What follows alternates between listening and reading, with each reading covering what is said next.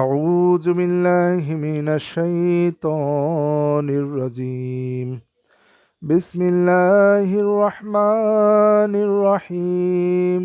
সম্মানিত সুধী, আল্লাহ তাআলা আমাদের জন্য সামুদ্রিক ডাইভার্সিফাইড বিস্তৃত প্রাণীকুলকে যে সমুদ্রের সমস্ত শিকারকে আমাদের জন্য হালাল করেছেন, যেখানে স্থলভাগের প্রাণীদের ক্ষেত্রে আমাদের জন্য নির্দিষ্ট অল্প সংখ্যক হারাম ছাড়া সবগুলি প্রায় হালাল করেছেন। তারপরেও এখানে অনেক ধরনের ক্লাসিফিকেশন রয়েছে, অনেক পছন্দ অপছন্দের ব্যাপার রয়েছে, অনেক টেস্ট প্রেফারেন্সের ব্যাপার রয়েছে, সংস্কৃতির ব্যাপার রয়েছে।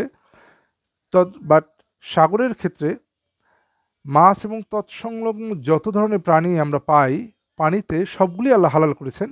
তারপরে মানুষ ব্যক্তি সামাজিকভাবে বা কালচারাল ভেদে কিছু খায় কিছু খায় না, কিন্তু হালাল হারামের যে ব্যারিয়ারটা, সে যেখানে স্থলভাগের প্রাণীর ক্ষেত্রে যে হালাল এবং হারাম দুইটা ক্লাসিফিকেশন রয়েছে, কিন্তু পানির বা জলজ প্রাণীদের ক্ষেত্রে আল্লাহ তাআলা এটা একদম হালালটা একদম বিস্তৃতভাবে বিস্তার ঘটিয়েছেন, একেবারে ওপেন করে দিয়েছেন, যে আমরা যেন বিপুল সংখ্যক প্রাণীকে, জলজ প্রাণীকে আমাদের খাদ্য হিসেবে নিতে পারি। আলহামদুলিল্লাহ। চলুন আমরা আয়াতে চলে যাই। সূরা মাইদা 5 নম্বর সূরা 96 নম্বর আয়াতে আল্লাহ তাআলা বলতেছেন, أحل لكم صيد البحر طعامه متاعا لكم وللسيارة وحرم عليكم صيد البر ما دمتم حرما واتقوا الله الذي إليه تحشرون।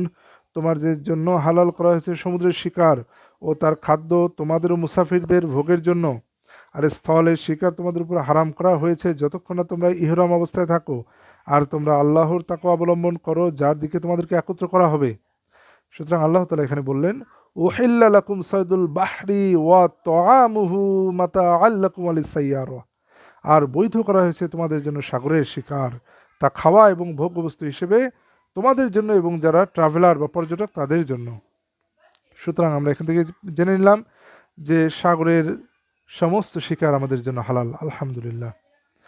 সূরা নাহল 16 নম্বর সূরা 14 নম্বর আয়াতে আল্লাহ তাআলা বলছেন, وهو الذي سخر البحر لتأكلوا منه لحما طريا وتستخرجوا منه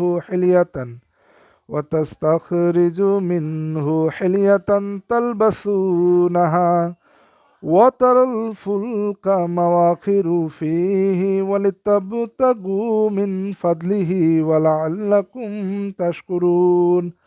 আর তিনি সে সত্তা যিনি সমুদ্রকে নিয়োজিত করেছেন যাতে তোমরা তা থেকে তাজা গোস্ত খেতে পারো এবং তা থেকে বের করতে পারো অলঙ্কারাদি যা তোমরা পরিধান করো, আর তুমি তাতে নৌযান দেখবে তা পানি চিরে চলছে, এবং যাতে তোমরা তার অনুগ্রহ অনুসরণ করতে পারো এবং যাতে তোমরা শুকরিয়া আদায় করো। সুতরাং এখানে আল্লাহ তাআলা বলছেন, ওয়াহুয়াল্লাযী, তিনি যিনি সাখরাল বাহরা অধীন করেছেন সমুদ্রকে, লিতাকুলু যেন তোমরা খেতে পারো, মিনহু তা থেকে, লাহমান তরিয়ান তাজা গোস্ত। আলহামদুলিল্লাহ। লাহমান তরিয়ান তাজা গোস্ত, তাহলে সাগর থেকে পানি থেকে আমরা তাজা গোস্ত খেতে পারি, তাজা গোস্ত খেতে পারি। এবং গোটা দুনিয়াতে সবচেয়ে বেশি গোস্ত খাওয়া হয়, সবচেয়ে বেশি তাজা গোস্ত এবং বিপুল পরিমাণে এবং ডাইভার্সিফাইড বিপুল আলাদা আলাদা রকমের তাজা মাংস আমরা পেয়ে থাকি সমুদ্র থেকে। আলহামদুলিল্লাহ। এবং সমুদ্রের তাজা মাংস অনেক বেশি সেফ এবং অনেক বেশি স্বাস্থ্যসম্মত অন্য স্থলভাগের যে কোনো মাংসের তুলনায়। আলহামদুলিল্লাহ।